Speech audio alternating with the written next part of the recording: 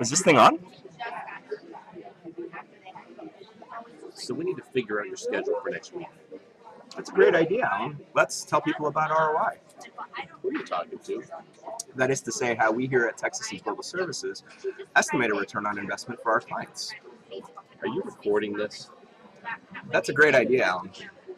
Being able to properly estimate ROI is a powerful way to show our clients how our services and solutions can help them run more efficient QA programs. Over the next few minutes, we'll do just that. I hate you. That's a good idea. Let's move this to a better setting.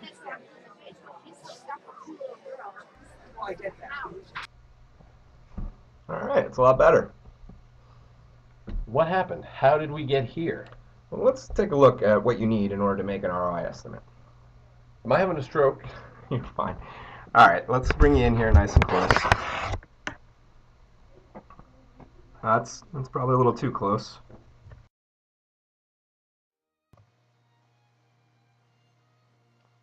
Okay, that's better. Let's see now.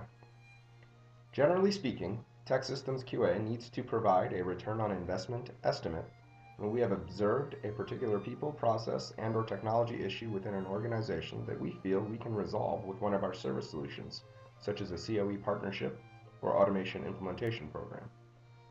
In order to estimate an ROI, you need 4 things.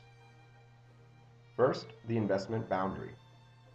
This is how much an organization has that they can spend in terms of resources and capital. It's entirely plausible that if we are having an ROI conversation at all, that they are already spending the entirety of this sum and more. 2, a proposed solution. After analyzing the situation, what is the proposed solution in terms of number of resources, tools, and length of engagement? 3, cost. What is the proposed solution cost in terms of technology licensing and resource rates and salary? 4, solution ROI trend. This is based on industry standards, experience, and our own collected data. If we are speaking in terms of an automation implementation program, what is the ROI trend for a script-only solution, keyword solution, or GUI abstracted solution?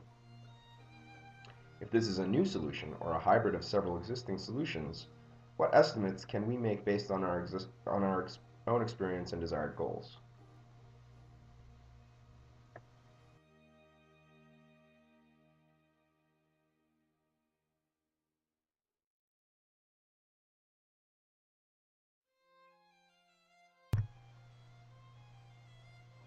When speaking about ROI from a testing perspective, we are referring to 2 aspects of the potential return. This can be expressed as 2 questions. The first, the harvest investment boundary. How much of my potential investment, my investment boundary, am I spending across any given time, and is there a way to harvest and then utilize that investment elsewhere? Or in other words, is there any way to reduce the load on my existing staff and resources, freeing them up to do more?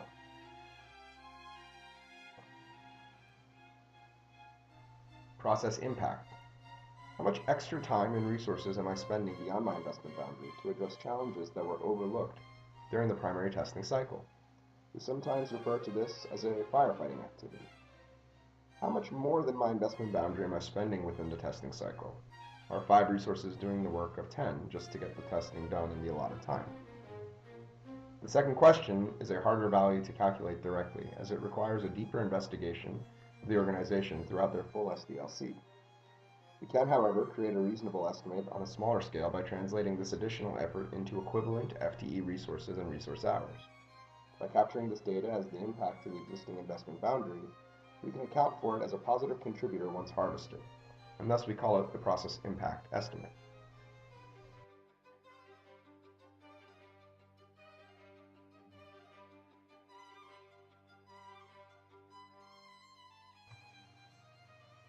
These concepts translate into 3 tables. First is a resource consumption table with associated rates. The second is an FTE ROI harvested table. The third is a dollars ROI harvested table.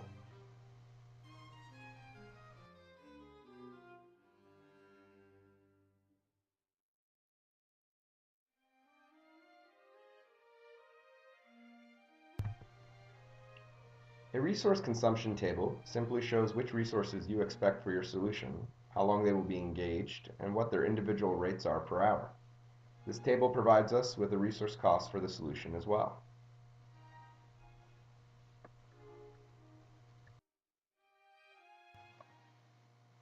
The only difference between an FTE table and a dollar ROI table is that in the dollar ROI table, the tool cost is added and the FTEs are translated into a dollar amount based on their rates and a 40-hour work week. For the purposes of this example, I will show you the FTE numbers, but I will also include a spot for the tool cost so you can see how it is added to the total.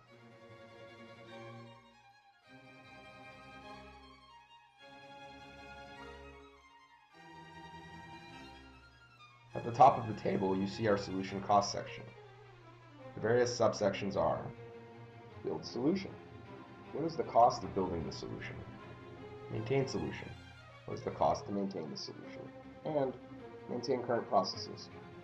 Whatever the solution being proposed might be, it will not become immediately effective, so it is important to take into account the cost of existing processes. You also see the tool cost here, which we will ignore until we're speaking about the dollar table. At the bottom of the table, you see the investment boundary section. These values generally stay the same except when the organization is increasing or decreasing their infrastructure or number of resources. The current processes.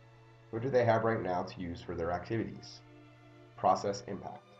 This is an estimate based off of our understanding of how much additional work beyond their actual investment boundary they are committing to either within the testing cycle or beyond it.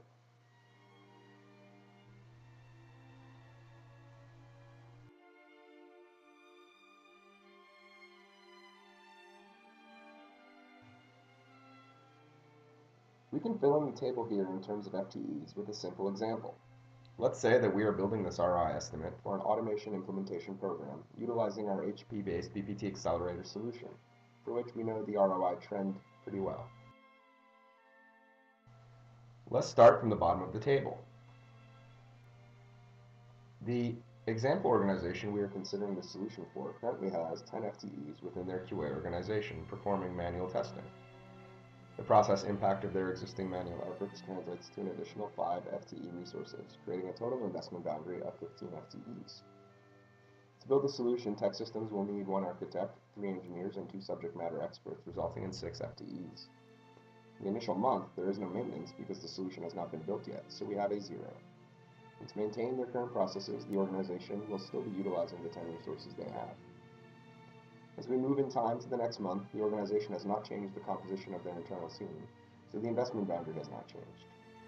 The number of FTEs required to build the solution falls to 0 as it is now complete. The number of FTEs required to maintain the solution drops down to 4 because the architect and 1 engineer are no longer necessary. And because we are already producing automated tests, the number of resources necessary to maintain the current processes drops to 7. You would do this every month, but we simply go out to month 12 for now. Once again, the investment boundary is unchanged. There is still no solution building. The number of resources necessary to maintain the solution has dropped to 3 because a single engineer can now support the activities of 2 subject matter experts. And the number of resources required to maintain the current process is now 1, to account for any manual testing that could not be automated for whatever reason. This change and ultimate reduction in resource need over time is the solution ROI trend. Now we can calculate the ROI in each month, and then by adding them all together, calculate a total ROI estimate. As you can see through the first month of this solution, there is a negative return, which is to be expected. An old saying goes, you have to spend money to make money. For the second month, however, we begin to see positive return. Had we calculated each month from 1 to 12, we would be able to tell this organization how many equivalent FTEs they would harvest with our solution during that period of time. If we then simply translate those FTEs to cost and incorporate any commercial tooling, we could provide an actual dollar value. This principle can be expressed as a simple equation, as seen here. By helping our clients estimate ROI when they choose us as solution providers, we take the edge off what might be a difficult decision. As you can see here, there is generally an upfront cost to any new service that can seem overwhelming. It is part of our jobs to help our clients see past that upfront cost and realize the benefits that await the organization. Basically, taking a client from this to this. And that's ROI. So, do you think they get it? I hope so. If not, you're fired.